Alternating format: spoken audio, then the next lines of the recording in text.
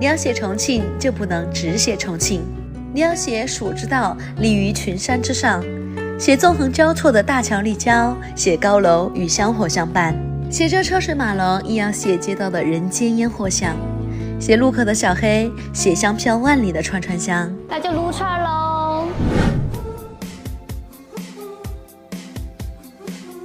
这是一家我来了无数次的居民楼下的串串，就是晚上来的话排队会比较多，所以我都尽量中午来。虽然中午人也很多，我喜欢他们串串的原因呢，之一就是因为他们很香烟，他们的签价的话不要8毛，不要6毛，只要4毛一根，真的很久没吃到这种便宜的串串了。虽然已经很香烟了哈，但是我还是喜欢多拿肉。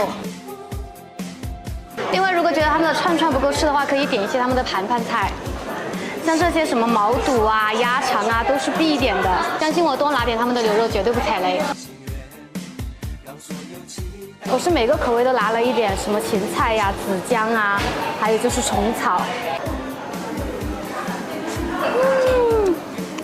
还是这么好吃，一口一个。同样多配料的还有这个猪皮，有点烫，但是它真的吃的就是软软糯糯的。那种软糯 Q 弹的感觉真的是好巴适。必吃鸭肠，必吃毛肚加一。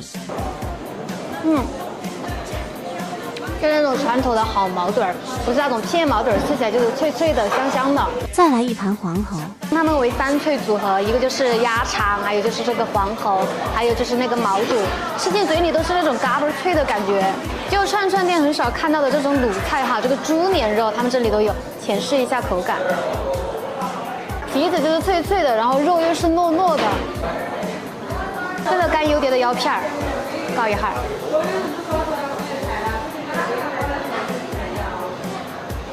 哇，那个辣真的是直接醍醐灌顶，真的，爱吃辣的可以试一下他们这个干油碟，就是可以真的是让你那个脑花就直接冲上去的那种感觉。急救神器冰汤圆，一下都被结束了。炫个南瓜饼结束战斗。可能是年龄大了吧，我觉得甜甜的好好吃。最后我还拿了一个这个最香的雪糕，好乖，今天真是开心的一天。